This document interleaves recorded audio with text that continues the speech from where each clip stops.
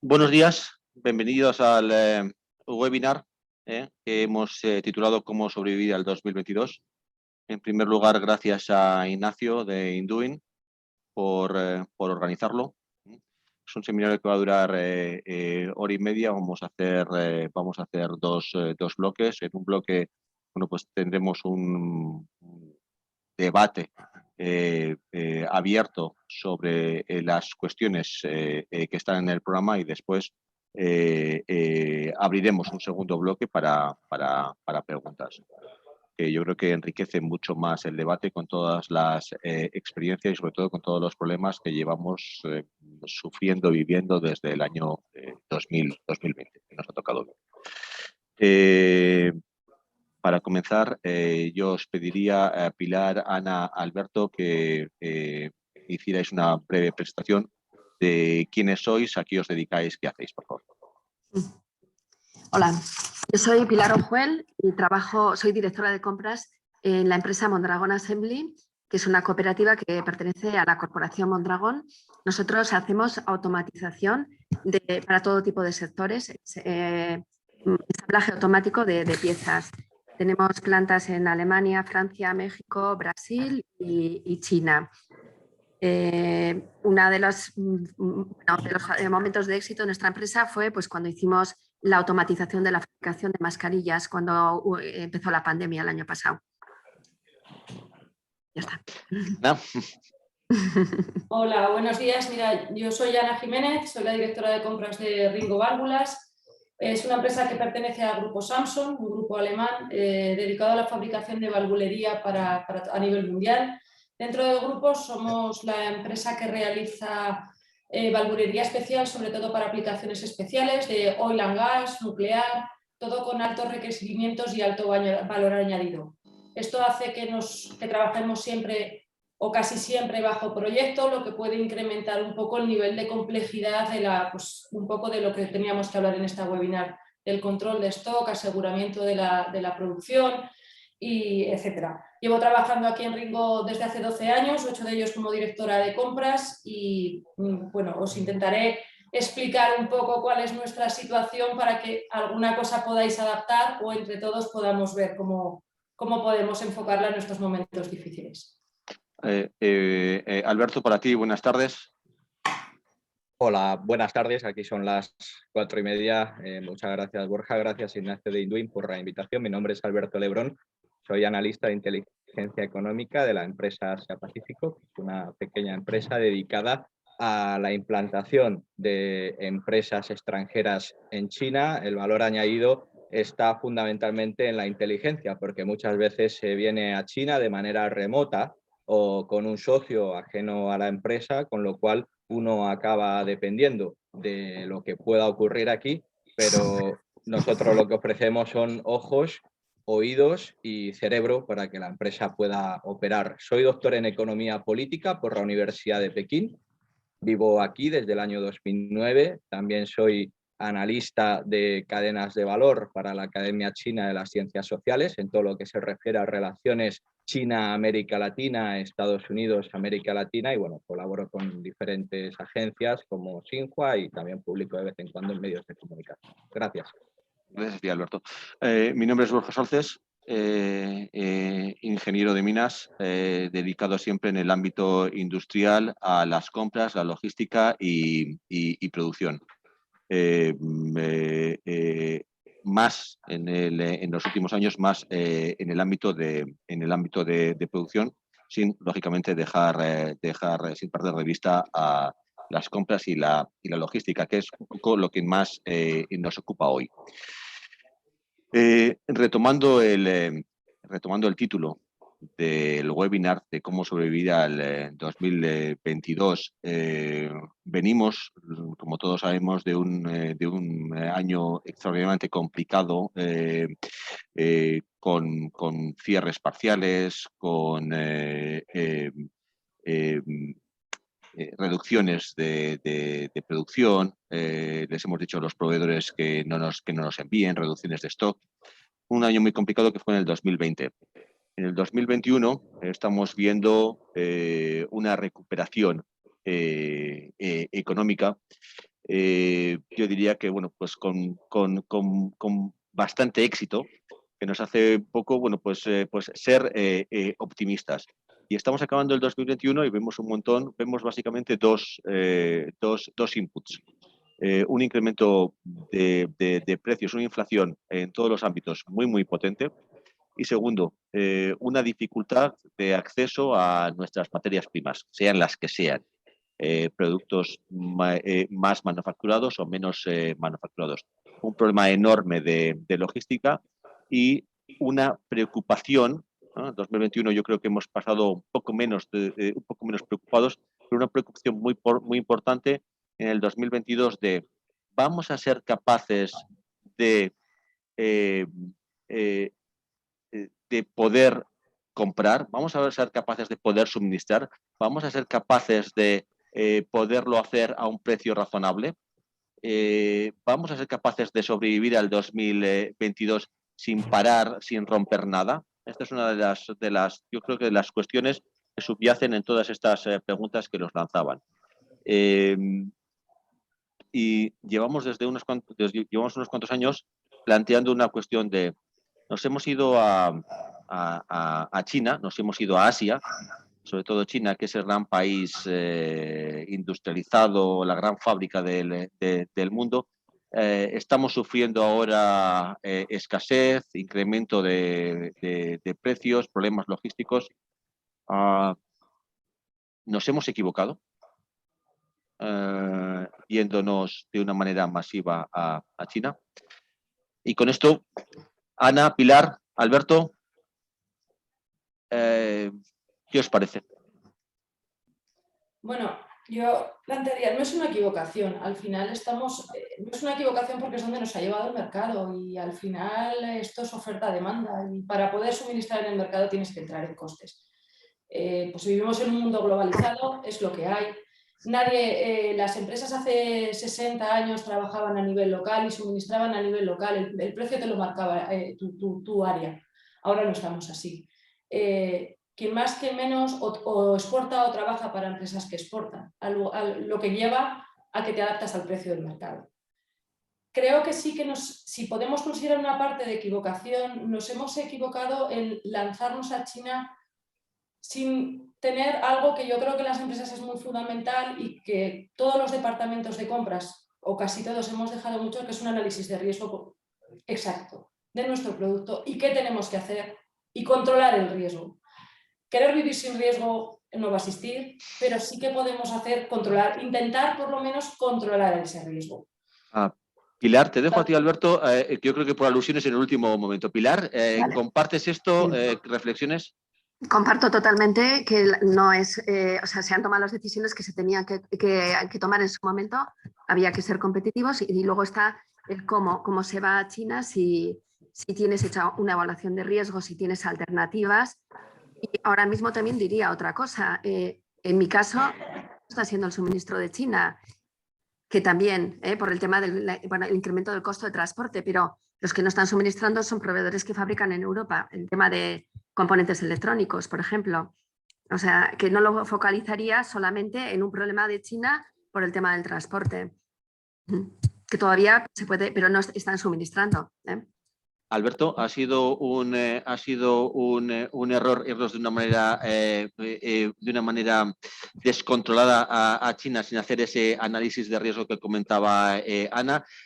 China es el gran país industrializado y ahora nos tenemos que ir ahí porque nos fallan los proveedores europeos.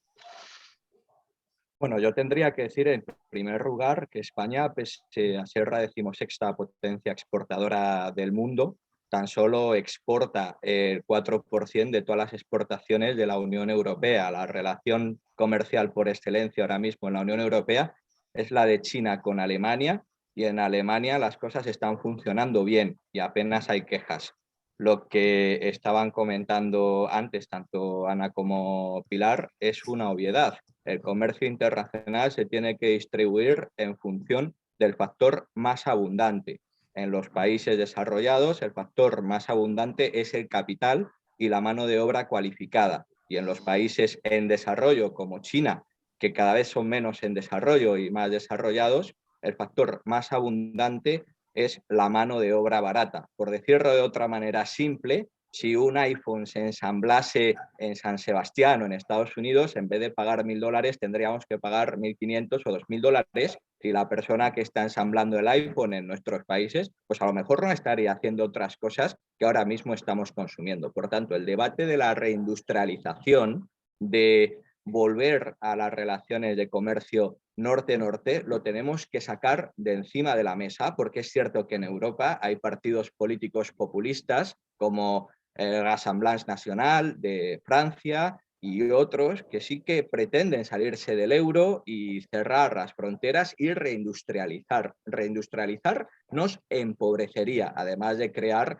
regiones y bloques rígidos que incrementarían también la posibilidad de un conflicto militar. Este es un problema coyuntural. Venimos de una pandemia del COVID-19, donde las tripulaciones de los barcos tienen que hacer cuarentenas cada 2 semanas, donde los contenedores van a un país y tardan mucho más en volver, donde las navieras han perdido mucho dinero y evidentemente muchas también aprovechan para intentar recuperar su dinero y entonces el contenedor pasa de valer $3.000 a $12.000. También hay problemas con la energía porque faltan metaneros. Están las políticas medioambientales de China, que quiere ser un país neutral en carbono en 2060 y está avanzando muchísimo en eso, ¿no? Pero claro, no importó el carbón que necesitaba y por tanto muchas fábricas pues han tenido que parar su actividad y a lo mejor faltan insumos intermedios. Pero es una cuestión coyuntural, que no cunda el pánico porque las cosas se van a ir normalizando y hay países como Alemania, que tienen las cosas muy claras, que están incrementando su apuesta no solamente por China, como habéis comentado, también por Asia-Pacífico. Muy interesante y muy potente, Alberto, gracias. Es interesante, porque estás comentando China, estás comentando Alemania. Curiosamente, Alemania es el gran país industrializado de Europa donde apenas hay paro.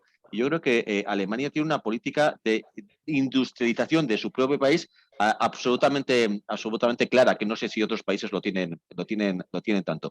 De todas maneras, y no quiero hacer un Europa, un norte-norte, un Europa versus China, porque evidentemente no tiene sentido, porque tenemos que convivir, pero no hay opción de desarrollar muchos de los productos manufacturados. Quizás el iPhone, que lleva un proceso de ensamblaje, es un ejemplo, bueno, pues más extremo, pero yo que soy muy fan, lo confieso, de las compras en cercanía, básicamente porque tengo mucha aversión al riesgo y cuanto más lejos está, más una cadena de suministro más largo y más desconocimiento,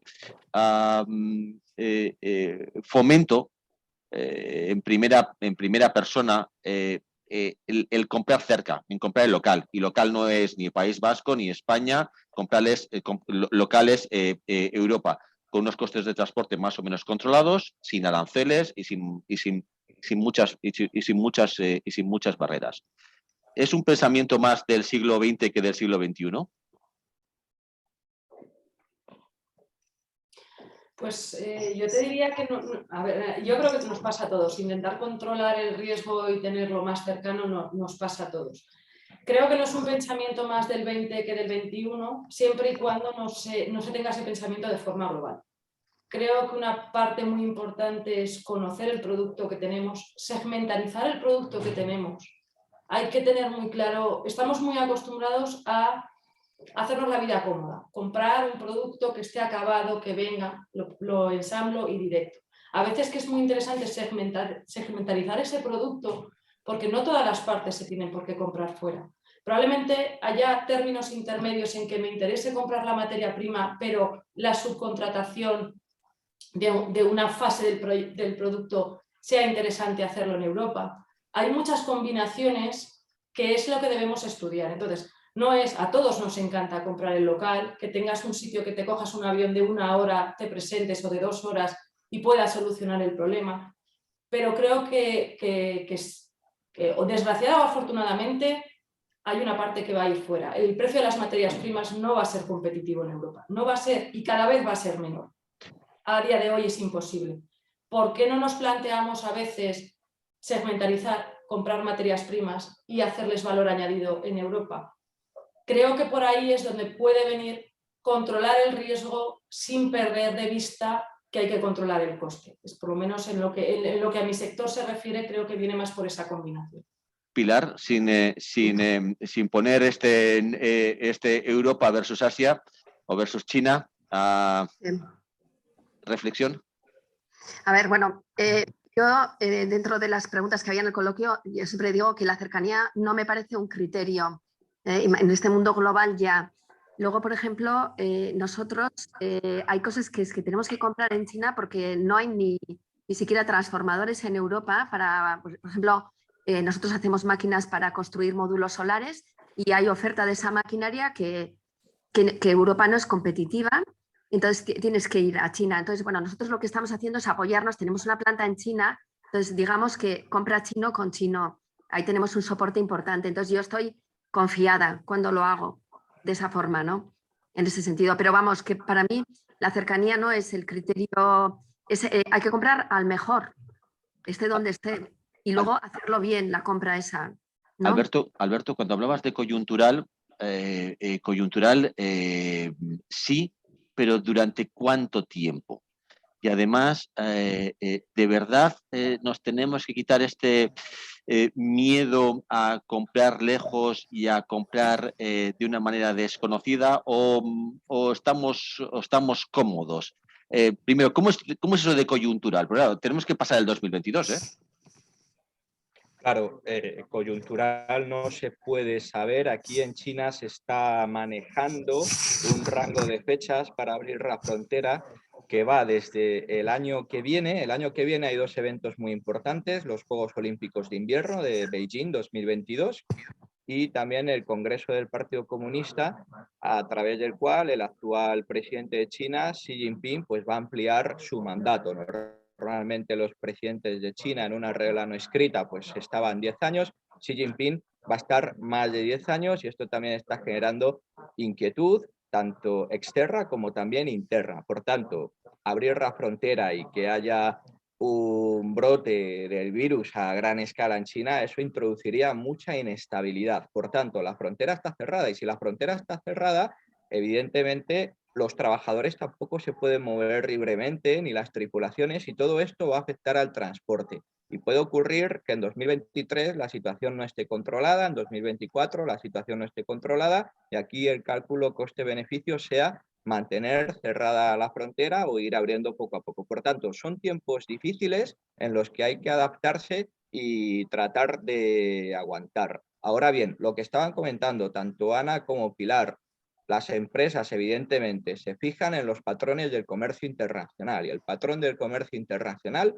es que actualmente 2/3 partes del comercio mundial son bienes intermedios. Esto significa que un mismo bien se produce en 2 o más países con insumos tanto físicos como servicios intermedios. Y esto Alemania, insisto, lo está entendiendo muy bien porque Alemania no es que se esté dedicando a producir en China, a comprar en China e importar para que consuman los consumidores alemanes. Alemania lo que está haciendo es convertirse en la fábrica de China.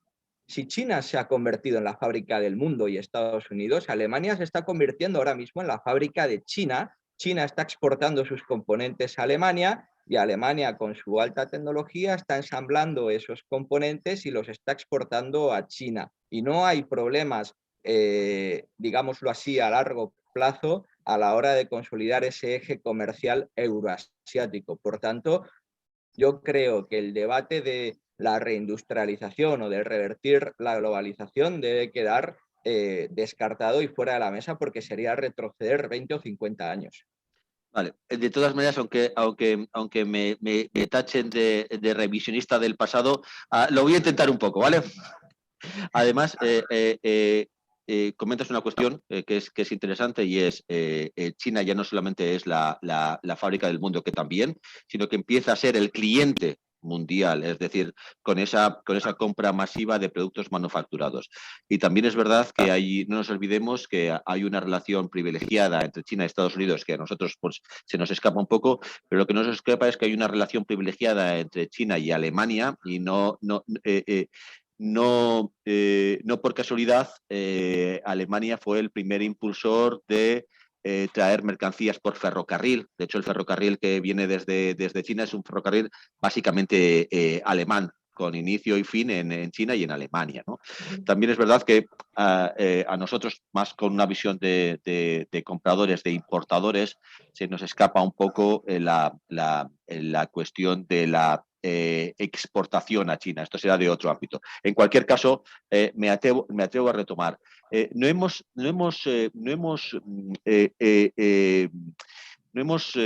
sufrido, Ana, Pilar, Alberto un poco menos, pero no hemos sufrido llevarnos compras a China y que luego, no solamente por problemas logísticos, sino por problemas de modificación de especificaciones, de rapidez, de vanguardia tecnológica, las podíamos haber mantenido en Europa con un porcentaje de precio más alto, pero con un valor añadido que la distancia con los proveedores en China no podemos tener. Y Alberto, te dejo para el último, ¿vale? Ana, Pilar. Bueno, yo insisto en lo mismo, por supuesto que lo hemos sufrido. Quien diga que ha trabajado no solo con China, con India, con cualquier país asiático y diga que no ha sufrido cambios en las especificaciones, sorpresas, problemas de información, de transporte, cualquier tipo de problema, bueno, yo creo que es porque no ha trabajado con ellos. Por supuesto que lo hemos sufrido. Al final es un equilibrio. Es encontrar si ese sufrimiento, ese riesgo, esos perjuicios que has tenido te han compensado a los mercados que has podido abrir en venta. Nosotros, por ejemplo, en nuestro sector hay clientes, nosotros trabajamos en el sector nuclear, es muy probable que haya clientes del sector nuclear que nos digan tiene que ser origen europeo o estadounidense. Hay clientes, pero hay mercados que no hubiéramos abierto si no hubiéramos podido tener acceso a materias primas y a costes en China. Sufrirlo sí, controlarlo desde aquí. Ana, una cuestión. ¿Y habéis tenido en cuenta en vuestra cuenta de resultados ese mayor stock, esa mayor incertidumbre? Porque no solamente es muy fácil comparar precio. Los precios como compradores se comparan muy fácil, ¿no? Comparar dos cifras, además Excel lo hace de maravilla, ¿no? ¿Hemos tenido en cuenta muchos de esos imponderables? Pues, a ver, como todo, y yo cuando hablo de control de coste no hablo de control de dinero. El control de dinero está muy bien, pero es una parte del control del coste. Hay muchos costes añadidos. Nosotros, pues eso, penalidades, cartas de crédito, que también son costes económicos, costes de valor, costes de no conformidades. Cuando hablamos de control de coste, creo que hay que dejar de pensar solo en el dinero y hablar de coste de valor como tal. Se tienen en cuenta, por supuesto. Creo que esto es como jugar a la bolsa. Yo no soy economista, Alberto lo sabrá, pero es como jugar a la bolsa. Habrá veces que la jugada te salga bien y veces que la jugada te salga mal. Compensa las veces que te salga bien, pues hay que seguir adelante. Es valorar esto. Nosotros también en nuestra empresa, por ejemplo, tenemos muy claro cuándo nos la podemos jugar y cuándo no.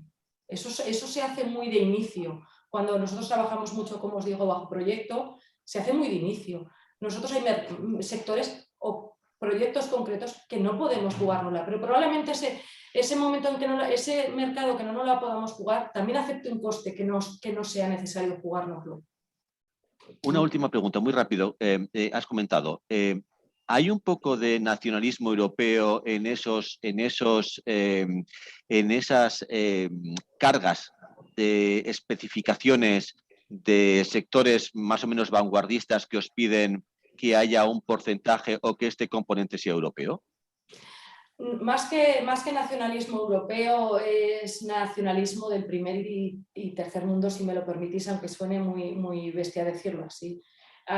Sigue habiendo mucha reticencia de lo bueno es lo del primer mundo, lo otro no. Y va a venir mal, todo mal. Entonces sigue habiendo muchos sectores, yo hablo del nuclear porque es como muy extremo y se puede ver muy claro, en el que además las especificaciones del sector nuclear son desde hace muchos años muy rígidas, cambiar cualquier cosa en el sector nuclear cuesta mucho y quieren como no lo reviso, evito problemas, lo sigo manteniendo europeo. Es más una lucha de mente de primer y tercer mundo en el que hay que dejar de pensar que todo lo del tercer mundo es malo. No es así. Pilar. Sí. ¿Cómo lo veis vosotros? Es decir, ¿habéis perdido, ¿qué problemas os habéis encontrado? ¿Habéis perdido oportunidades? ¿No habríais podido repercutir pasta de ese coste de comprar en Europa o asumirlo en el margen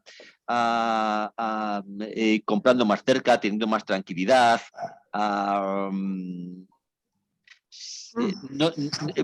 Prever lo imprevisible. A ver, nosotros, bueno, también trabajamos por proyecto, entonces el riesgo siempre se circunscribe a un proyecto. Luego, en cuanto a cambios de especificaciones, por ejemplo, nosotros también tenemos aquí una red de proveedores para urgencias. Nosotros hacemos proyectos que son máquinas singulares para un determinado producto. Cuando lanzamos, por ejemplo, piezas de mecanizado mismo a China, están los diseños cerrados y las contingencias que haya las resolvemos aquí, internamente y con la red de proveedores aquí. Entonces ahí el riesgo que podemos tener pues es que pase algo, que se hunda, bueno, traemos además aéreo, que pase algo y entonces, bueno, pues nuestra reacción sería, pues, no sé, 5 semanas. No tenemos una catástrofe. En otro tipo de suministro, por ejemplo, maquinaria para el sector solar, a mí me han funcionado peor incluso proveedores europeos que chinos. Los chinos eran muy flexibles. Me apoyo mucho en la planta nuestra. No tengo este tabú en la cabeza de que sea peor. Pero me gusta mucho esa reflexión, Pilar. Es interesante porque parece, y solo lo parece, por eso repregunto, y es, ¿qué pasa? Que los proveedores buenos, rápidos, están aquí para hacer las primeras unidades, los prototipos, las innovaciones, y cuando lo tenéis constituido y asentado y ya no hacéis ningún cambio, lo mandáis a Asia. Es decir, los buenos están aquí, los que os dan ese valor añadido de participar en el proyecto, de las mejoras, y cuando ya está establecido y estandarizado, lo lleváis allí. Porque eso me parece un poco, ¿no te parece un poco hacer trampas en el solitario? No, no estamos haciendo así. Pero... me ha parecido, disculpa. No estamos haciendo así, pero bueno, por ejemplo, el sector de solar, que es una de las unidades de negocio que tenemos nosotros, hay tecnología, pero la fabricación de los módulos solares, el 90%, o no sé exactamente cuál, pero 80-90% está en China. Entonces, ellos tecnológicamente avanzan muy rápido, que te ves obligado a ir. O sea, no es que estamos utilizando en un proyecto que tuvimos bastante puntero con una tecnología diferente para el sector solar, por ejemplo, tenía proveedores alemanes, suizos.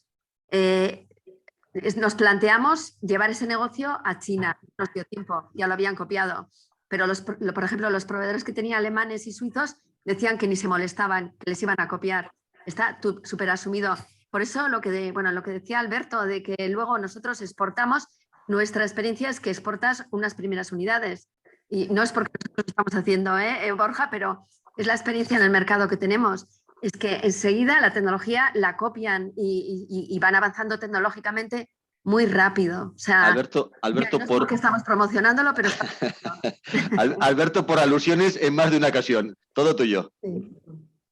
Sí, bueno, habéis comentado temas casi, Borja, desde tu intervención anterior, cuando decías que China había pasado de ser la fábrica del mundo a un consumidor de nuestros productos, y yo iría más allá, a un fabricante también de productos suyos que vamos a consumir nosotros. Es decir, hemos pasado del Made in China tradicional al Made by China. Fijaos en Alemania, por ejemplo, porque es el caso paradigmático. Al final, en las cadenas de valor, cuando analizamos todos los binomios, el binomio más importante es el de Estados Unidos con Canadá, por razones evidentes, pero luego está el de Alemania con China. Antes era Estados Unidos, Alemania, el eje euroatlántico, ahora es Alemania con China. ¿Y cómo se está configurando esa relación en las cadenas de valor? Pues como comentaba Pilar, ¿no? Pilar está diciendo, hacemos los prototipos en los países desarrollados porque tenemos a la gente formada y tenemos el capital, y luego ya pues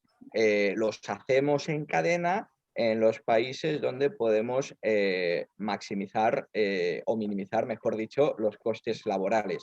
Pero China, ¿qué está haciendo en Alemania? China está haciendo sus prototipos en China y los está enviando a Alemania para que Alemania ya los haga en cadena para China. Es decir, Alemania ahora mismo es el primer exportador mundial de valor añadido chino, incorporado en las exportaciones de otros países. Es decir, China exporta a Alemania, en Alemania con la tecnología pues se hacen los productos en cadena de una manera eficiente y con la máxima calidad, y con esos insumos chinos el bien final sale de Alemania a otros países. Y además la primera fuente de valor añadido extranjero en Alemania es China. Es decir, Alemania no está recogiendo los insumos de Estados Unidos, que es el país innovador por excelencia, o de Francia o de otros países. Es más, Alemania se está desacoplando de las cadenas de valor de Estados Unidos, de Japón, de Francia, lo cual está generando también problemas en la Unión Europea porque está habiendo un desequilibrio. Alemania importa los insumos intermedios de China y con su tecnología exporta productos chinos de alta calidad, pero la propiedad de las empresas son chinas. Pensad en todo este debate que ha habido, ¿no?, de las inversiones chinas en Alemania con las empresas de robótica, KUKA, etcétera, ¿no? Por tanto, eso lo tenemos que tener en cuenta. Y Borja, tú has dicho una cosa. Alemania, en este esquema, es el único país de la Unión Europea, junto a lo mejor con Holanda y otro, tres como mucho, que ha creado empleo después de la crisis de deuda soberana de los años 2010 y 2012. Es decir, mientras Alemania ha conseguido crear empleo industrial manufacturero 300.000 según Eurostat, el resto de la Unión Europea hemos destruido 10 millones de empleos manufactureros, 1 millón y pico en España, casi 2 millones en Grecia, Portugal, etcétera.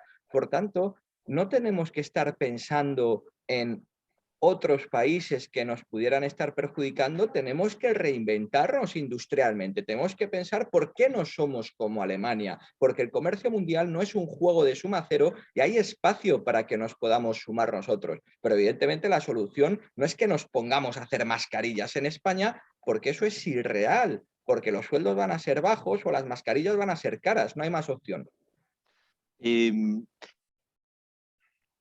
No hay más opción. Vale, queremos ser, vale, yo quiero ser como Alemania. Entre otras cosas, para tener una, y no me puedo quejar de la infraestructura industrial que tenemos aquí alrededor, ¿vale? Pero si Alemania es capaz de procesar y enviar a China y ser competitiva, eso refuerza un poco la idea de, vale, quizás no me preocupa tanto la reindustrialización de un país con un peso relativo en la Unión Europea como puede ser España, pero estamos pensando, es que la reindustrialización o el mantener esa industria, esa capacidad de producción en Europa nos viene bien. Nos viene bien en el sentido de que ante eventos como una pandemia o otro evento que puede pasar, volviendo un poco a ese nacionalismo que comentabas antes, que puede estar un poco implícito y que lo podemos atisbar, ¿va a la Unión Europea a plantear un porcentaje de valor añadido expresamente europeo? Desde ese punto de vista, para prepararnos, no se mantiene la cuestión de compremos en local lo máximo posible. Ahora te dejo, sí, adelante, Alberto. Perdonadme, solamente una puntualización. Y lo que estás comentando, Borja, es francamente interesante porque se trata de diagnosticar cuál es el problema.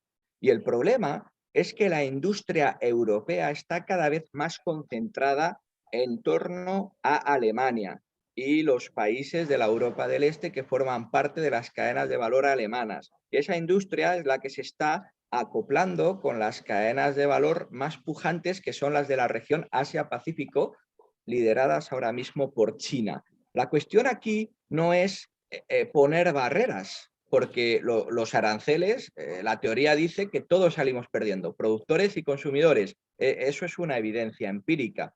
La cuestión aquí es ¿Cuál va a ser la política fiscal de la Unión Europea para que la industria esté más repartida entre todos los países? Una industria de cada vez mayor valor añadido y también unas capacidades en términos de educación, de políticas industriales e I+D, porque ahora está todo concentrado en Alemania y los alemanes lo dicen, ¿no? El sur de la Unión Europea pues es el bar de Alemania. No es el caso, por supuesto, eso es una exageración. Tenemos un tejido industrial muy potente. De hecho, el output manufacturero, aunque se destruya empleo, sube. Eso es que aumenta la productividad y también los procesos de automatización. Pero es cierto que la industria española está creciendo también por su integración en las cadenas de valor alemanas, que a su vez están siendo tiradas por Asia-Pacífico.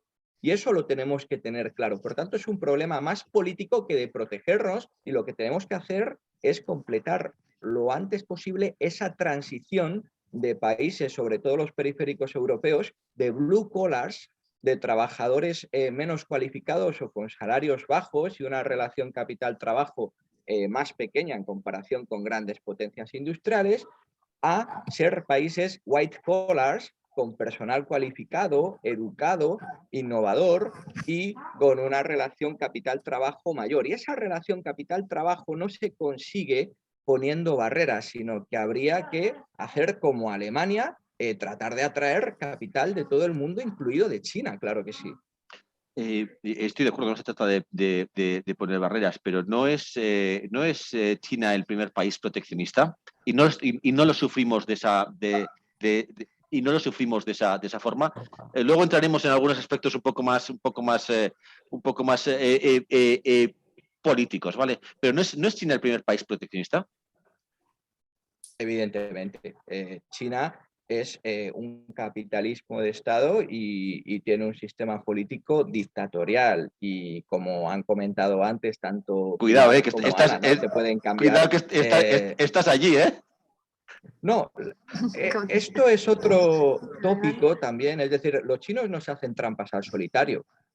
Es decir, aquí las cosas se hablan, se discuten, se habla también de cómo va a ser la reunificación con Taiwán. Aquí está el partido Kuomintang de Taiwán negociando con el Partido Comunista la reunificación. No es que el Partido Comunista esté pensando en una invasión a gran escala de Taiwán. Esto no entra dentro de la mentalidad china. Los chinos son pragmáticos. Los chinos pasaron del maoísmo estalinista al da igual que el gato sea blanco o negro, lo importante es que cace ratones, ¿no? Entonces, sí. Por lo menos en el mundo de la academia, sí que se pueden plantear las cosas seriamente y evidentemente si este país es una dictadura política y es un capitalismo de Estado, se puede decir, porque evidentemente es la realidad y aquí se reconoce como tal, ¿no? Pero aquí se dice que hay un estadio de desarrollo en el que evidentemente las condiciones son estas. En el futuro, conforme el desarrollo vaya avanzando, a lo mejor las condiciones son otras, ¿no? Por tanto, tampoco hay que mezclar la economía con la política, que eso es un gran error, porque si formamos las expectativas empresariales en función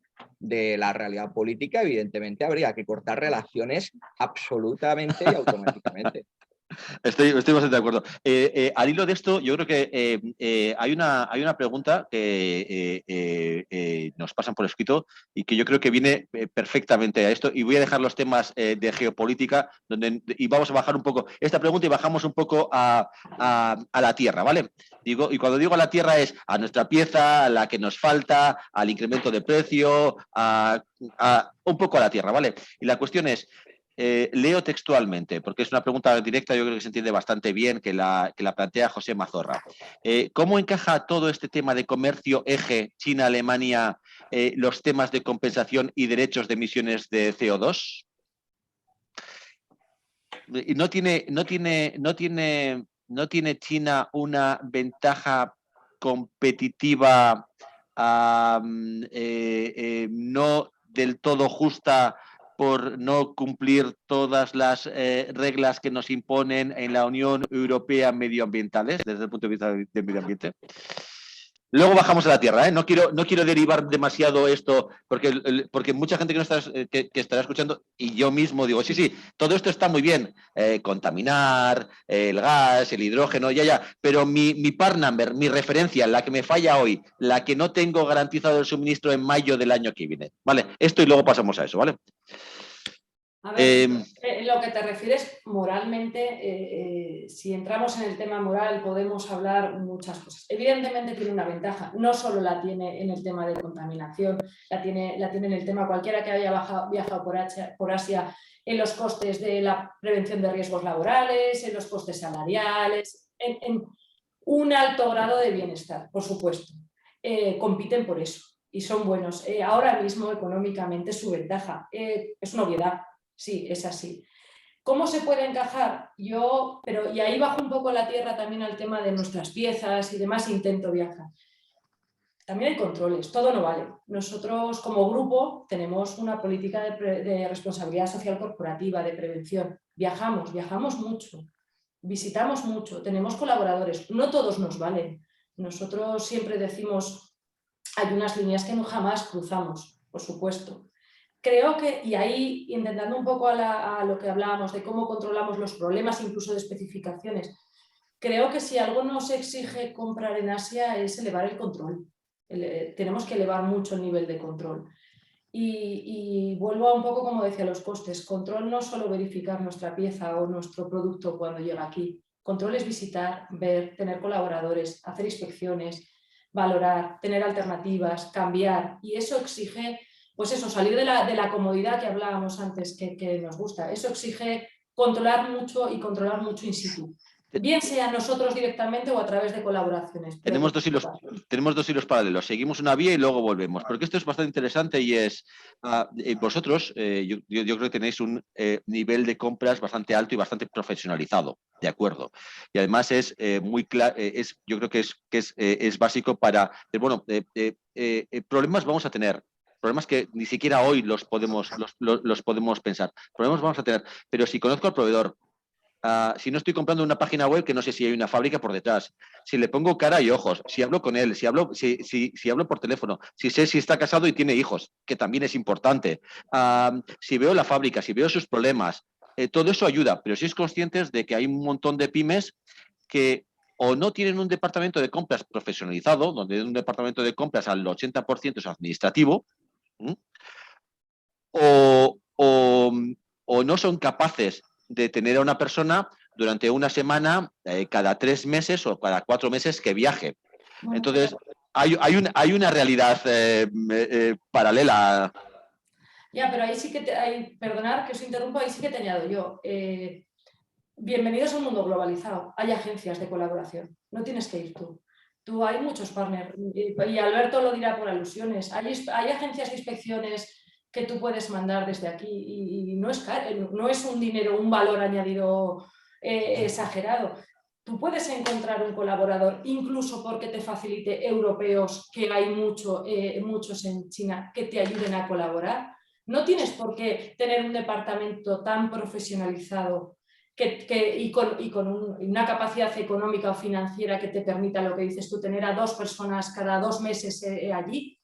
Hay mucha fase intermedia. Nosotros hacemos mucho directo, pero trabajamos con agencias de colaboración también que te ayudan y te facilitan tanto económicamente y también porque te lo digo, necesitas a alguien que entienda su cultura, su forma de trabajar, que te ayude en los recovecos y por qué camino ir. Ya, pero retomando, hay términos medios que se pueden coger. Vale, retomando mi parte más primitiva del siglo XX, que hago algunas veces como es alusión a eso para que se entienda. Sí, está muy bien, pero vosotros vais. Está muy bien hablar con SGS y decirle, mira, esta es mi carga de especificaciones, pero vosotros vais y veis la pieza.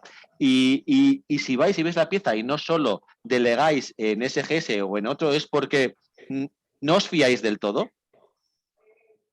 Bueno, pero yo no me fío de nadie. O sea, yo tampoco. En compras, hasta que no, yo me fío cuando veo. Esto es una realidad. Vale. ¿Te fiarías mucho más si el proveedor estuviera iba a decir en Alemania, pero claro, en Alemania es un ejemplo fácil. Vale, ¿te fiarías mucho más si el proveedor estuviese en el País Vasco? Tendría más tranquilidad. No me fiaría más. Tendría más tranquilidad por mayor control. No es una cuestión de confianza, es más tranquilidad. También te digo que parece que estamos haciendo aquí una defensa solo China y nosotros el 80% de el 80 o el 70% lo compramos en Europa. O sea, que solamente yo insisto, hay que saber lo que queremos comprar allí. Pilar, ¿Qué necesitamos comprar allí? No es todo, nosotros no, ni muchísimo menos, nuestro alto porcentaje está en Europa, nuestro mayor porcentaje de compra. Nosotros también, ¿eh? Vale, Está en Europa, pero hay un porcentaje que te ayuda y eso hay que saber controlarlo simplemente. Vale, Pilar, vosotros, no me escapo de la cuestión que nos han lanzado y vuelvo un poco a ese hilo, ¿vale? Pero voy a acabar este hilo y luego volvemos. Pilar, ¿cómo os da tranquilidad? ¿Vais directamente, estáis encima o delegáis? ¿Funcionáis con las agencias? ¿Funcionáis con terceros? ¿Funcionáis con el SGS de turno? ¿Cómo lo hacéis? No, nosotros, bueno, yo he visitado muchísimo China y por supuesto todos los proveedores que nos suministran una y otra vez, porque ha sido un proceso de años el ir desarrollándolos. Pero luego hemos entrenado a nuestro personal de nuestra planta de China y son ahora mismo los que supervisan. Entonces, por supuesto, tenemos control y tenemos seguimiento, tenemos un código de conducta de proveedores y vamos mejorando y haciendo planes de mejora, pero sobre todo yo confío en las personas que tenemos entrenadas de nuestra planta. Nosotros no vamos a agencias externas porque tenemos la planta nuestra. Vale. Ahí hay los de compras son los que... Vale. Y antes de Alberto, ya sé que te estoy dejando un poco para el final, pero vete anotándote las alusiones, ¿vale? Y Ana y Pilar, repregunto otra vez, porque quizás nosotros vemos las compras desde una atalaya un poco más privilegiada por las compañías en las que estamos, porque somos más grandes, porque tenemos más recursos, porque tenemos fábricas allí, porque llevamos mucho tiempo trabajando. Pero, ¿qué pasa con una pyme de 50 personas donde hay una persona en compras que su 80% se dedica a trabajos administrativos, pero que aún así está comprando piezas en China? ¿Cómo lo hacen? ¿Cómo se os ocurre que lo hacen? ¿Cómo lo deberían de hacer? Porque, claro, es una reflexión. Y no, es que esta no es mi reflexión. Vale, pero es que es el día a día, la realidad de muchas empresas, por lo menos en el tejido industrial típicamente pues español, ¿no? Pues mira, yo diría que primero hacer un plan. No hay que pensar, probablemente, mira, la regla de Pareto, que es como muy utilizada siempre, pero que al final se hizo por algo, hay que ver qué necesita, por qué parte de tu producto necesitas. Si quieres empezar, ¿por qué parte de tu producto? ¿Qué producto lograrías tener un mayor, dentro de tu valor o de tu producto? ¿Qué parte es la que a ti te podría suponer un mayor nivel de ahorro? ¿Qué parte es la que te da problemas por escasez de materias primas? Probablemente escogiendo un 20% de los componentes logres abarcar el 80% y esto es real. No hay que pasar de 0 a 100. Tienes un departamento pequeño, escoge un producto y analiza, mira, haz y después el siguiente. Si pretendes hacer una externalización completa con un departamento muy pequeño, ya no porque sea pequeño, incluso en uno grande, una externalización completa de forma rápida y que te salga bien, estás perdido. Yo creo que hay que tener, lo que volvíamos un poco al principio, el análisis de riesgo. Para eso hay que conocer muy bien tu producto y tu servicio y analizar por dónde quieres empezar. Parece una obviedad, pero el camino se empieza al principio. Pilar, perdona, primero que te corté, Ana. Acaba, por favor, disculpa. No, puedes seguir, Pilar, no te preocupes. Pilar, ¿cómo lo hacen los que ya están comprando en China? Los que estoy seguro que hay muchas empresas que están comprando en China que no solamente desde el 2020, que no se puede entrar en China y ver allí a los proveedores por el tema de COVID, pero que sin embargo, incluso antes tampoco han ido a ver la fábrica ni han ido a ver sus piezas, sino que lo están comprando por mediación de un tercero, o porque alguien les ha dicho, o porque lo han visto a alguien en una feria. Estos, ¿cómo controlan? ¿Cómo lo hacen? ¿Cómo se plantean? ¿Tienen que decir, no, esta pieza pago un 25% más y la compro en Europa? ¿O qué te parece? Tienen que ver ellos. Por supuesto, yo haría, como dice Ana, ¿no? Tener un agente o algo, porque en automático no se compra. Requiere una presencia, una interlocución. Entonces, o si no tienen recursos, siguen comprando en Europa, o si no, pues tienen que hacerlo o personalmente o a través de alguien. Por lo menos el contacto, la prueba y luego un seguimiento, pienso. Alberto, ha surgido un montón de cuestiones. Voy de la última a la primera y es, vosotros seguros que estáis en contacto con un montón de pymes y también con grandes empresas, pero sobre todo os encontraréis un dato típico de, joder, yo quiero comprar esto, quiero reducir mis costes, quiero garantizarme, ¿cómo nos podéis ayudar? ¿Cómo se hace? Mira, el perfil de empresa que nos encontramos es empresa que no tiene inteligencia en China. Y la inteligencia es fundamental. Si tú estás operando en un mercado, tienes que verlo, tienes que escucharlo, tienes que pensarlo y tienes que interactuar con él. Por eso Pilar ha dado una clave fundamental. Nosotros estamos en China. Nosotros no necesitamos a un tercero para que haga nuestro trabajo en China. Por tanto, las órdenes van directamente de la central del cerebro al brazo o a la pierna en China y el cuerpo se mueve coordinadamente. Como conozcas a alguien en una feria que evidentemente no le conoces de nada y no sabes su procedencia ni a qué se dedica y fíes tu negocio a eso, es probable que en un 80, en un 90% de probabilidades salga mal. Porque antes Ana comentaba una cosa, ¿nos fiamos, no nos fiamos? No hay que fiarse, pero no por una cuestión de maldad. Es que somos personas muy diferentes. Los chinos y los europeos somos muy diferentes. Aquí nosotros pensamos en Europa en múltiplos de 2 y ellos piensan en múltiplos de 3. La comunicación es imposible. Ellos tienen un idioma que está basado en dibujos y nosotros tenemos un idioma abstracto. Y por mucho que pensemos que somos personas con ojos, con boca, con nariz y con orejas, somos totalmente distintos y para poder operar aquí satisfactoriamente se exige un nivel de integración. Uno tiene que estar integrado en este país, uno tiene que estar pensando en chino, por supuesto hay que hablar el idioma, porque los contratos, por ejemplo, no son taxativos, los contratos son interpretativos y puede significar una cosa o puede significar la otra. Y aquí no hay seguridad jurídica. Aquí en un momento determinado impera el pragmatismo o el bien en una determinada situación a lo que ponga la ley. Eso también hay que tenerlo en cuenta. Y otra cuestión fundamental, ¿no? Puede haber pequeñas empresas, agencias, a lo mejor como la nuestra, ¿no? Que pueda ayudar, pero no se puede ayudar a las 15.000 empresas españolas que están intentando entrar en este mercado y no pueden. ¿Dónde están nuestras instituciones?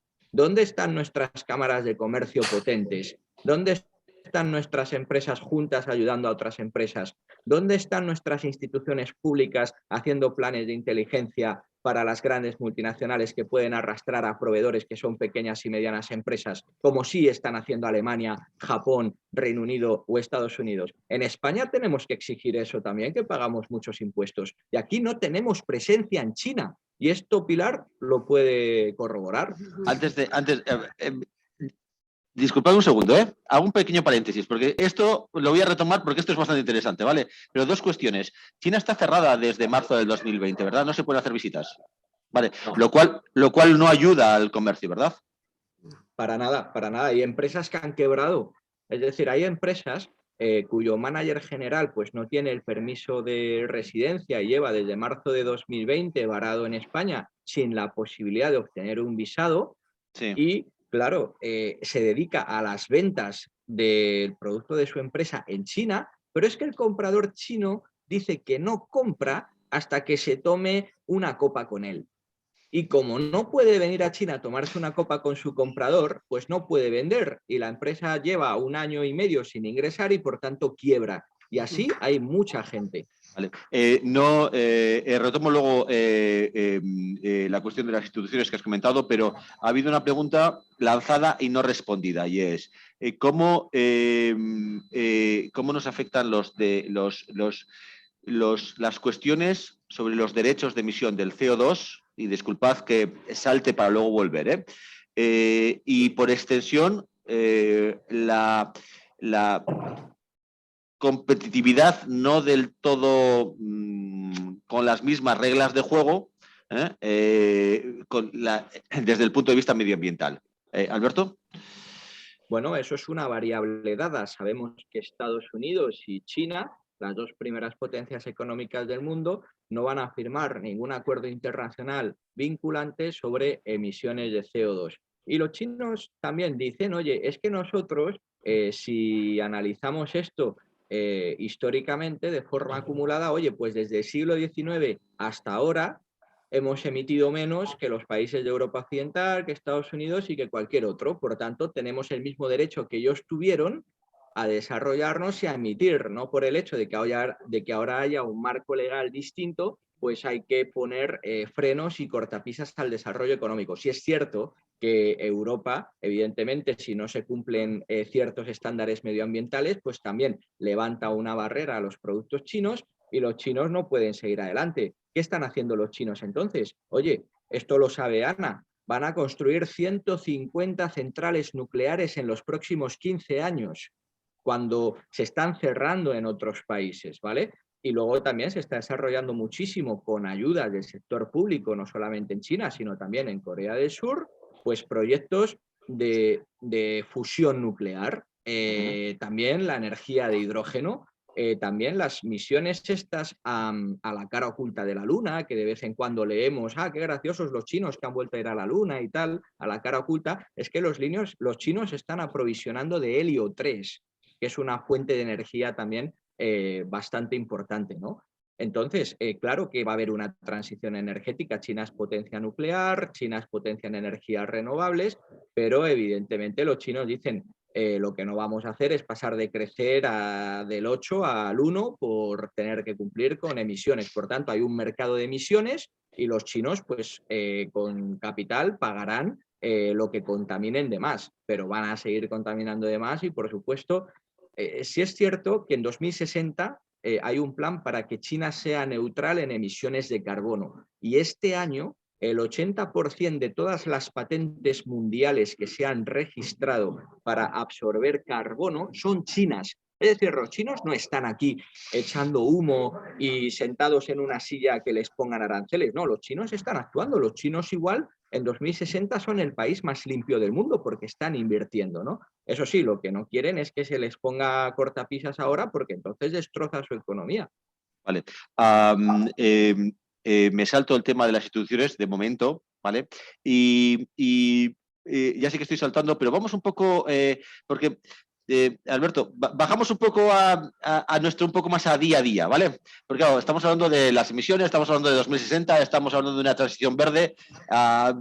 Sí, vale, nos preocupa a todos, es bastante interesante, pero quizás nos desviamos un poco del objeto. Yo, de verdad, abriría un debate contigo durante un tiempo y vas a permitir una pequeña maldad. Y es que tú igual sí que te estás contagiando un poco de ese pragmatismo chino. Sí, seguramente. Al final, y ya adelanto. Sin salir de aquí, sí. Es una pequeña maldad, ¿eh?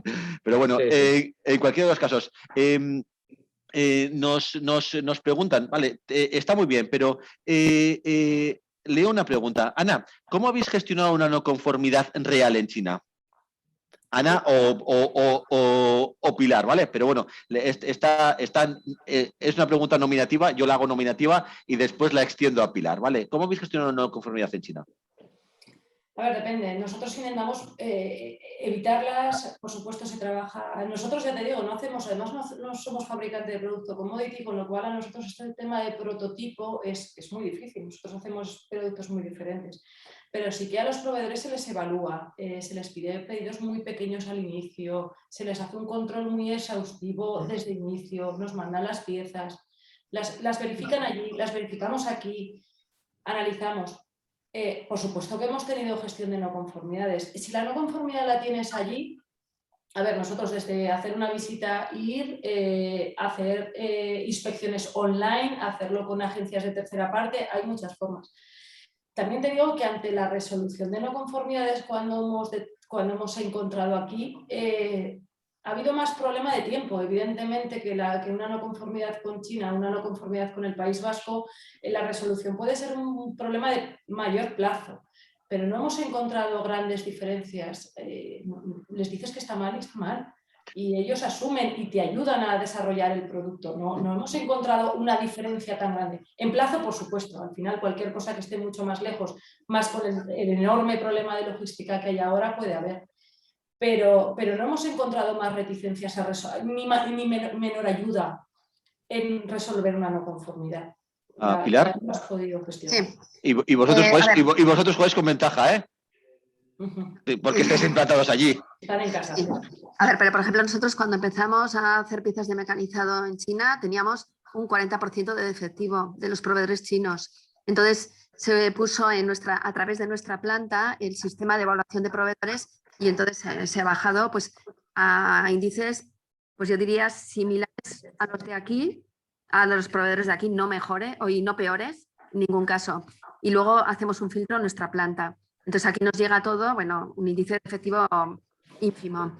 Vale, me has leído en la mente. Esa era la siguiente reflexión, tanto para Ana como para ti, y es, vosotros medís los defectivos y tenéis una cuestión de defectivo o un porcentaje de defectivo, si es que lo hay, igual en proveedores de fuera de Europa que en Europa. Pues mira, yo te diría que, por ejemplo, nosotros en China compramos algo menos, pero compramos en India y hay una parte de nuestro que podemos comprar en India y te digo que los primeros meses, por decirte un periodo de tiempo, nos pasó un poco como a Pilar, pero también te digo que aprenden rápido. Creo que ahora, por ejemplo, nosotros hay un sector que mecanizamos en India, fundimos y mecanizamos en India y siempre decimos... cómo aprenden, porque creo que han llegado ahora mismo, bueno, evaluando los datos de los últimos meses, están a un nivel de no conformidad menor que plantas que tenemos en España y en Europa. Vale. Por ejemplo, en el tema de mecanizado. Y esto me da pie para, sin olvidarme de un tema que tenemos por aquí pendiente, pero me da pie lo siguiente. Ha salido 2 o 3 veces el tema de piezas mecanizadas, ¿vale?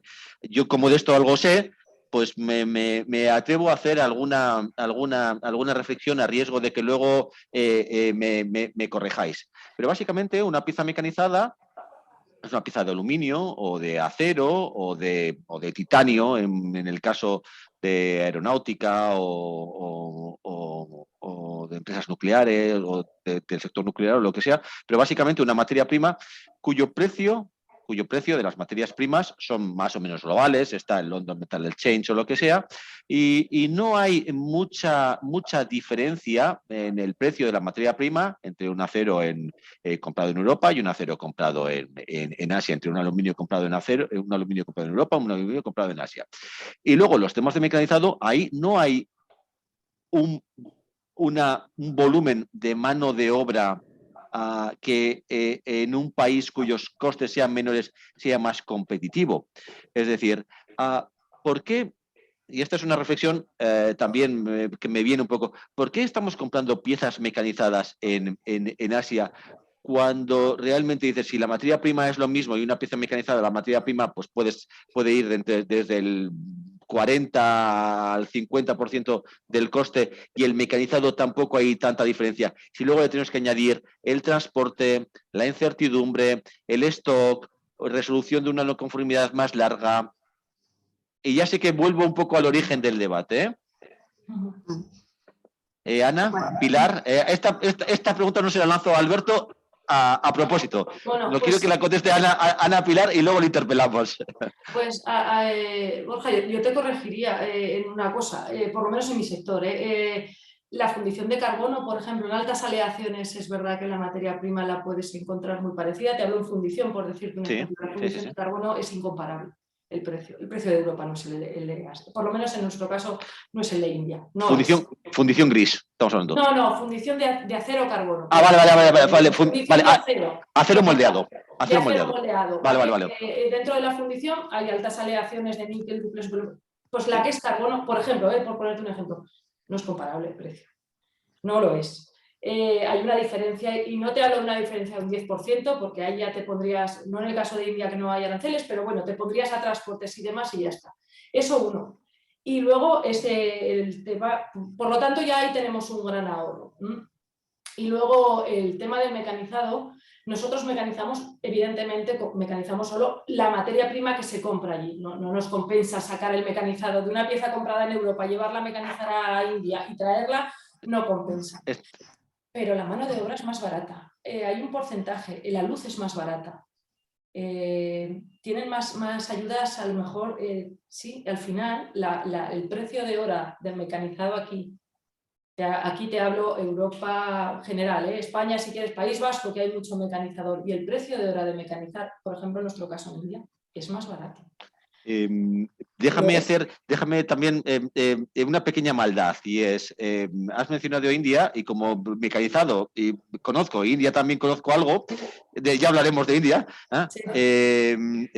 ya hablaremos de India, Alberto, que es el gran contrapoder asiático de China, eso que hace años se hablaba de Chindia, ¿dónde nos vamos? ¿A China o a India? ¿No? Entonces, hay reflexiones que podemos hacer incluso en primera persona bastante interesantes, pero curiosamente India, dices, la energía en India es más barata cuando la hay, porque India tiene un defectivo de energía brutal.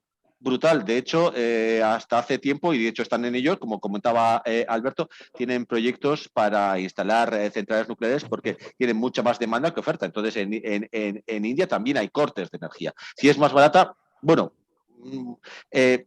también lo que sabemos es que el acero, el acero es más caro en India, la chatarra es más cara en India. Metiendo todo eso en la ecuación, aún así decimos, joder, y es que yo se comparo mi coste de fabricar aquí y mi coste en India. Aún así es más barato. Aún así os compensa. Aún así os atrevéis. Vuelvo a decir, en según qué productos, sí. Vale. En Pilar, según qué productos, por supuesto, sí. ¿cómo veis lo del mecanizado? Esa compra de mecanizado, que las materias primas son parecidas y no hay tanta diferencia. A ver, nosotros sí que es cierto que la distancia del precio se está acortando bastante con el incremento de coste, por ejemplo, este año, etcétera. Pero la capacidad que hay instalada en China necesitamos. Bueno, la disciplina que tienen en entregas y en calidad es mejor que los proveedores locales, lo primero. Luego, nosotros somos una empresa no muy grande, bueno, nosotros aquí en Arechaleta 150 personas, globalmente unas 450 en todo el grupo, entonces tampoco somos unos compradores de grandes volúmenes y sin embargo tenemos unos picos y valles de proyectos muy importantes y la capacidad que hay en China es increíble, necesitamos esa capacidad también y tienen maquinaria, unas inversiones muy buenas, o sea, quiero decir que también hay veces que es más económico, por ejemplo, que en México, donde la mano de obra es más barata, porque en México lo hacen muy manual y en China tienen una maquinaria de última generación. Entonces, nosotros necesitamos China por su capacidad también. Y bueno, estoy viendo aquí también cómo sobrevivir al 2022, que yo os he dicho al principio, me están fallando los europeos, no los chinos. O sea, todas las empresas de electrónica que me suministran la parte de control de las máquinas, es que no sé qué va a pasar en 2022. O sea, entonces todavía no sabemos si vamos a sobrevivir. Vale. Alberto, teníamos dos temas en cartera, ¿vale? Un tema era el institucional y otro tema es que lo comentábamos. Nos vamos a comprar a China piezas mecanizadas, que se supone que son piezas de no tanto valor añadido, pero estamos allí, hay más capacidad instalada, tenemos proveedores que nos cumplen mejor. Una reflexión rápida de esto y pasamos a otra cosa. Bueno, hay una cuestión que estabas comentando, Borja, y es el riesgo, ¿no? ¿Por qué ir a China a producir algo que puedes producir de una manera más cercana y con menos riesgo? Las cifras hasta ahora, en los 10 primeros meses de 2021, dicen que el comercio exterior de China ha crecido un 22%, hasta los casi 5 billones con 12 ceros de dólares. Y técnicamente estas cifras se sitúan ya por encima de los niveles anteriores a la pandemia, cuando no había tantas preocupaciones. Y el comercio hacia la Unión Europea, que es el segundo socio comercial de China, tras las naciones del sudeste asiático, también creció un 13,7% en estos 10 primeros meses del año. Y la inversión extranjera en China está creciendo dobles dígitos situándose en los 120.000 millones de dólares. Por tanto, yo lo que veo es una disonancia entre el mensaje de que no nos llegan las cosas de China o en China hay un riesgo mayor y la realidad. La realidad es que se está exportando cada vez más de China y se está invirtiendo cada vez más en China. Por tanto, ahí las empresas también tienen que tener cuidado porque hay una cuestión política que igual políticamente sí que interesa cortar con las cadenas chinas de valor. Esto lo está haciendo, por ejemplo, Estados Unidos. El Banco Interamericano de Desarrollo está intentando que las empresas estadounidenses que están localizadas en China se vayan a América para cortar las cadenas de valor. Pero es que, claro, un ejecutivo de cualquier empresa estadounidense dice, ya, pero es que si yo me voy a Honduras, ¿cómo transporto los materiales en Centroamérica que no hay ni infraestructura? ¿Cómo envío a mis ejecutivos a países donde no hay seguridad personal? Entonces eso hay que tenerlo en cuenta y el Banco Interamericano de Desarrollo, la solución que da es, no os preocupéis, os subvencionamos, es decir, ineficiencia. Por tanto, cuidado con esa disonancia entre realidad y mensaje político de acortar, de reindustrializar, que como decíamos al principio, lo que hay que mirar es la eficiencia y tratar de entendernos, ¿no? Me parece la verdad es que el que más está aprendiendo de todo esto de aquí soy yo, porque es muy interesante lo de los ejemplos de primera mano, Pilar, Ana, Alberto, entre esa disonancia que estamos diciendo, joder, comercio, puertos atascados, logística, y dice, bueno, China no me está dando problemas. Yo ayer hablaba con un proveedor que en primera persona hablo ahora, disculpadme, y decía, joder, es que, joder, yo le decía, joder, es que si estás comprando este componente en China y me lo tienes que incorporar y me lo tienes y me lo tienes que vender, jo, estoy preocupado. Por cierto, una pieza de fundición de acero, ¿vale? En microfusión, pero bueno, fundición de acero en cualquier caso. Y me decía, no tengo ningún problema. Estamos teniendo un contenedor a la semana y no estamos teniendo ningún retraso. Yo, joder. Pues entonces parece que de un planteamiento a priorístico estamos cambiando un poco el tiro. Y en cualquier caso, acabo esta reflexión. Si es el caso, nos quedan 10 minutos, igual la podemos retomar, pero rescato una de las cosas que lo has mencionado de pasada, Alberto, y lo planteo ahora.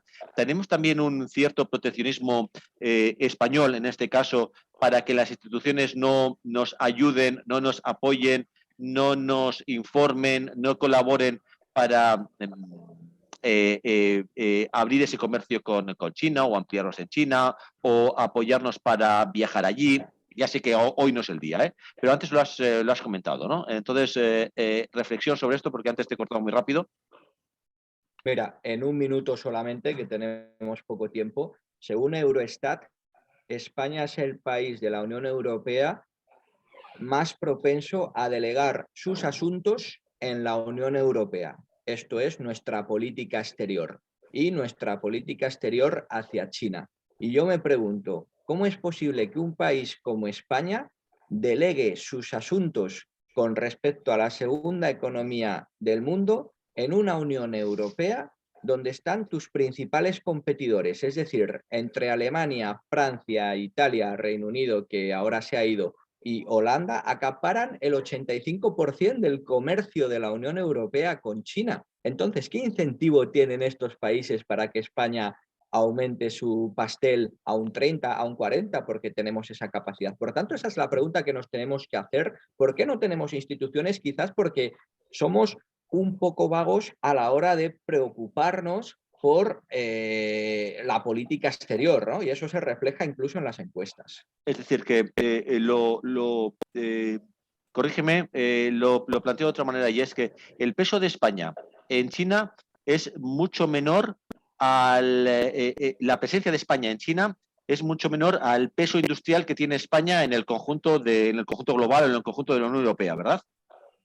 Lo hemos dicho, Borja, España es 16ª potencia exportadora del mundo y tan solo exportamos un 4% de toda la Unión Europea a China. y el primer capítulo de nuestras exportaciones es carne de cerdo congelada, cuando países como Chile pueden exportar todo tipo de carnes, todo tipo de frutas, tienen un tratado de libre comercio, es decir, somos un enano ahora mismo en China. Italia recibe más turistas que España, más turistas chinos, cuando España es la segunda potencia turística mundial.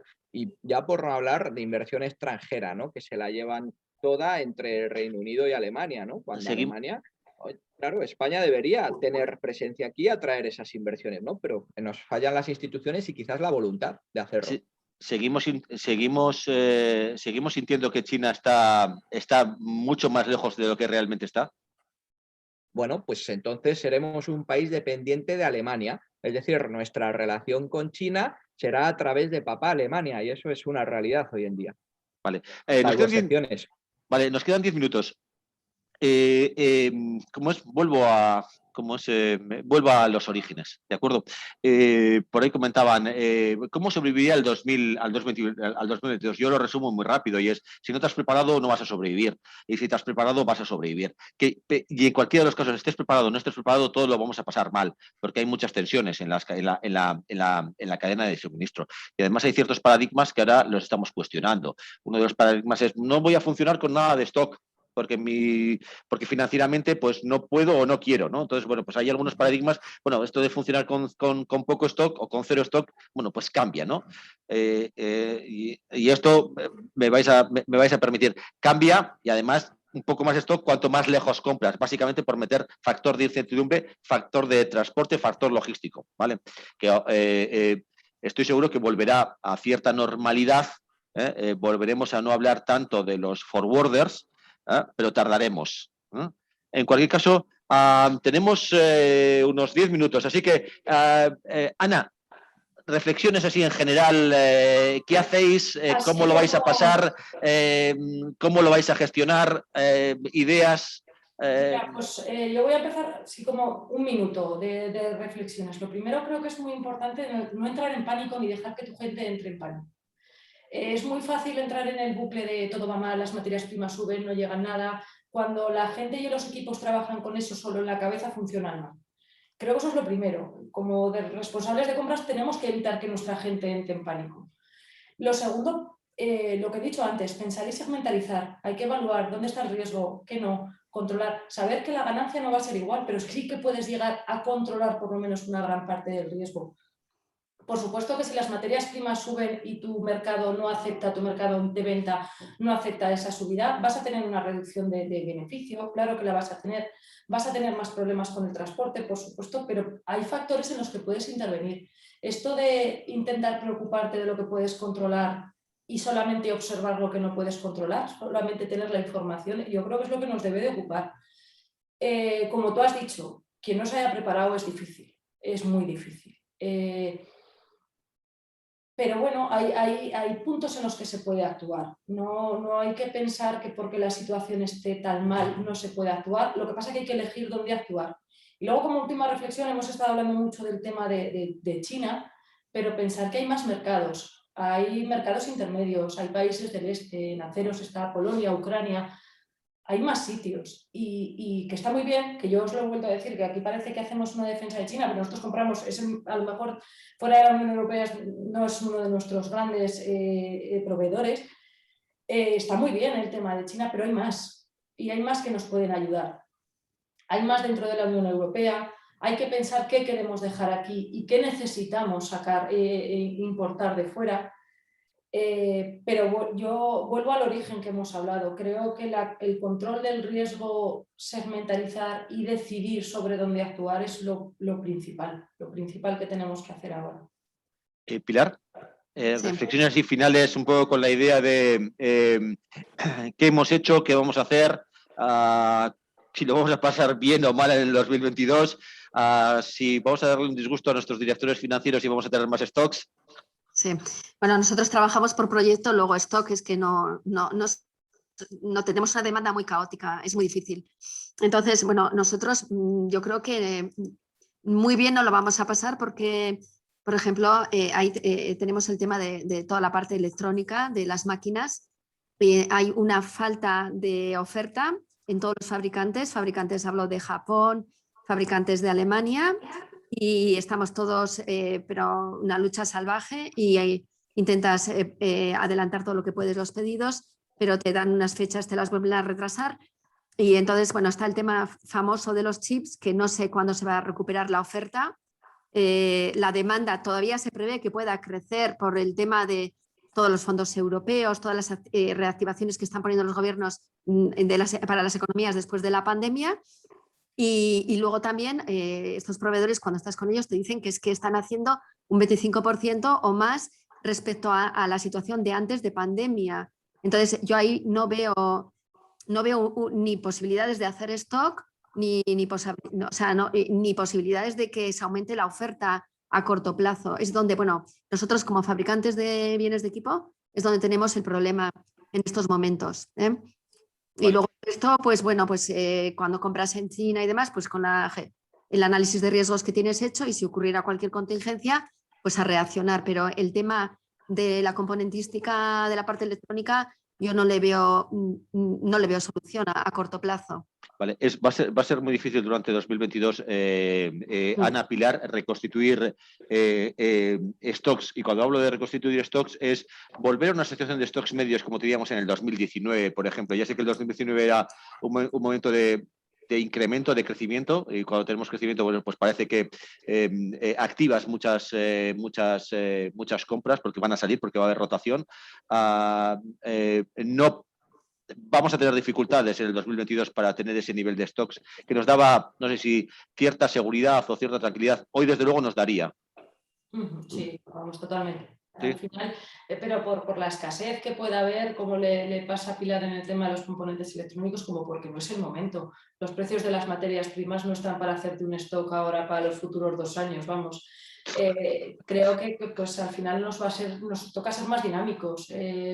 Volvemos a salir de la comodidad y pensar en asegurar suministros, asegurar un stock pequeño que nos mantenga en un cierto nivel, pero desde luego no estamos ahora para cerrar acuerdos marcos a 2 años y cerrarlo con estos precios, imposible. Estoy de acuerdo, y una pequeña matización, y es, ya me gustaría volver a mí a la comodidad. Por cierto, no sé ni lo que es, no he estado nunca. Pues así que eso también es verdad, sí.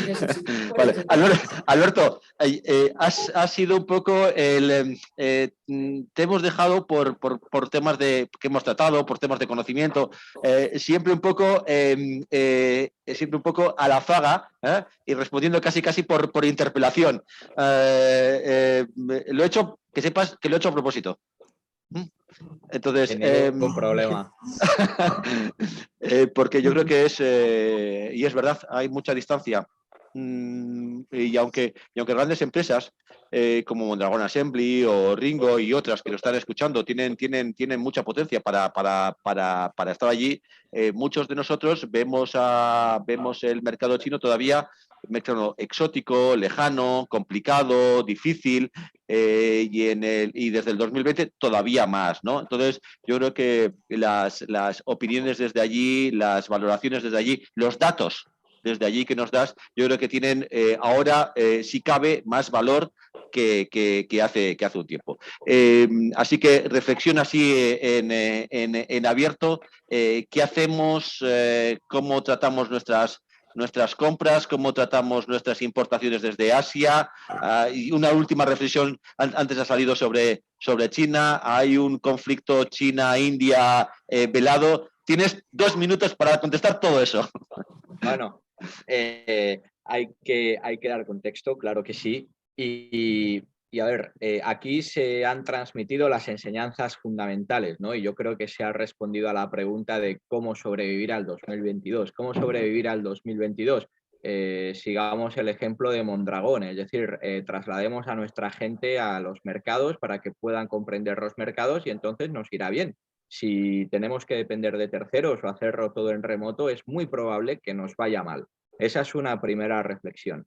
Una segunda reflexión es lo que comentaba Ana. No nos fijemos solamente en China, porque China no se está fijando solamente en un país. China se está fijando en el mundo, y evidentemente si la relación de China con el mundo es buena, fundamentalmente con la Europa del Este, países como Hungría, Polonia o República Checa, donde las cadenas de valor están creciendo exponencialmente, triangulando con Alemania, y también en el sudeste asiático, porque tenemos que hablar del Regional Comprehensive Economic Partnership, que es el RCEP, es un acuerdo comercial. Los acuerdos comerciales son importantes, evidentemente, ¿no?